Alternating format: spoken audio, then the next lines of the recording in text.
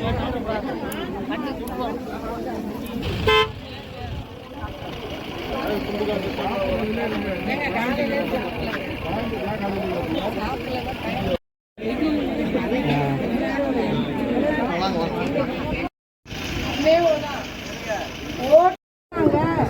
வருஷம் என்ன பண்ணாங்க? ஒழுங்கா அரசியல் பண்ணாலும் சிந்திச்சு ஓட்டு போடுங்க. ஒரு தடவை தாமரை கொண்டு வாங்க. சகோதர சகோதரிகளுக்கும் என்னுடைய வணக்கத்தினை தெரிவித்துக் கொள்கின்றேன். திணையாகுடி கிராமத்தை சார்ந்த சாதாரண விவசாய குடும்பத்தை சார்ந்த பொண்ணு. என்னை எல்லாருக்கும் தெரியும்னு நினைக்கிறேன். பாட்டி என்னை தூக்கி வளர்த்துருக்காங்க சின்ன பிள்ளைங்க. அதனால பாட்டி கேட்டுங்க என்னோட குடும்ப ஃபேமிலி. கண்டிப்பா கண்டிப்பா. அதனால ரொம்ப சந்தோஷம் பாட்டி உங்களை பார்த்ததுல. அதனால சாதாரண விவசாய குடும்பத்துல பிறந்தனால ஒரு விவசாயியோட கஷ்டத்துல இருக்க திணையாகுடி கிராமத்தை சார்ந்த பொண்ணு. அதெல்லாம் ஒரு வாய்ப்பு கொடுங்க. உங்களுக்கு சேவை செஞ்சுட்டு எனக்கு ஒரு வாய்ப்பு கொடுங்க அப்படின்னு சொல்லி கேட்டு வந்திருக்கேன். உங்க பொண்ணுக்கு, உங்க சகோதரிக்கு, உங்க வீட்டு பொண்ணுக்கு நீங்க ஒரு வாய்ப்பு கொடுக்கணும். வாய்ப்பு கொடுக்கும்போது நிச்சயமாக நம்ம தொகுதி மக்களுக்கு நம்ம பகுதியும் அதற்கு நீங்க இங்கிருந்து ஒரு சட்டமன்ற உறுப்பினரை தேர்ந்தெடுத்து அனுப்ப வேண்டும் என்று கேட்டுக்கொண்டு, அண்ணன் ஜெயிச்சு வந்ததுக்கு அப்புறம் முதலமைச்சர் ஆகிறவங்க எடப்பாடி அண்ணன் உங்களுக்கு வீட்டுக்கு 10,000 ரூபாய் கொடுக்க போறாங்க. தாலிக்கு தங்கம் வழங்கு திட்டம் கொடுக்க போறாங்க. மகளிர் உரிமை தொகை 2,000 கொடுக்க போறாங்க. வீட்டுக்கு ஸ்கூட்டர் வழங்கும் திட்டம், 100 நாள் வேலை திட்டத்தை 150 நாட்களாக கொடுக்க போறாங்க. ஒவ்வொரு பொண்ணுக்கும் ஒரு பட்டு புடவை, ஏகப்பட்ட திட்டங்களை எல்லாம் கொடுக்க போறாங்க. அதையெல்லாம் உங்களுக்கு கொடுக்கக்கூடிய ஒரு சட்டமன்ற உறுப்பினரா எனக்கு ஒரு வாய்ப்பு கொடுங்க. மக்களோட அடிப்படை தேவைகள் இன்னைக்கு என்னவா இருக்கு? நல்ல ரோடு வேணும், நல்ல குடிக்கிற தண்ணி வேணுங்கிறதுனா அடிப்படை வசதிகள் நமக்கு தேவை.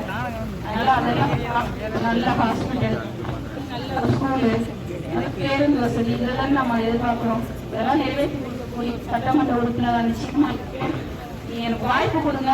அறந்தாங்கி தொகுதிய தமிழகத்திலே ஒரு மிகப்பிறந்த ஒரு தொகுதியாக முதல் பட்டியல தாமரசிங்கம் இருக்கும். எல்லாரும் மறக்காம ஓட்டு போட்டு உங்களுடைய ஒன்றிய தலைவரோட நீங்களும் ஒன்றியமா நிற்கணும்.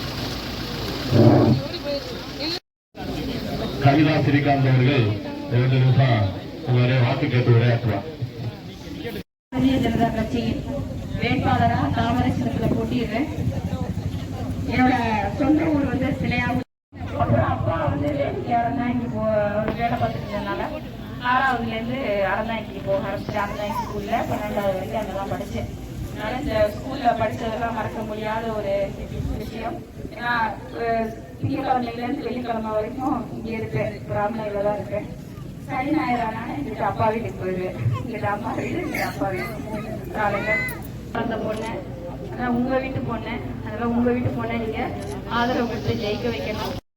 அடிப்படை தேவைகளையும் நாம் பெற முடியும். கண்டிப்பா முடியுமா முடியாதா? ஏன்னா அறந்தாங்கிங்கிறது பின்தங்கிய தொகுதியா இருக்கு. ஒரு மாற்றம் வேண்டும், வளர்ச்சி வேண்டும்னா நம்ம யாருக்கு ஆதரவு கொடுக்கணும்?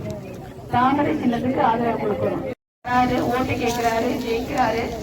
சென்னையில போய் வீடு, வயலுவயல இருக்கு, சிங்கவாசல வீடு, கன்னியாகுமரியில இருக்கு.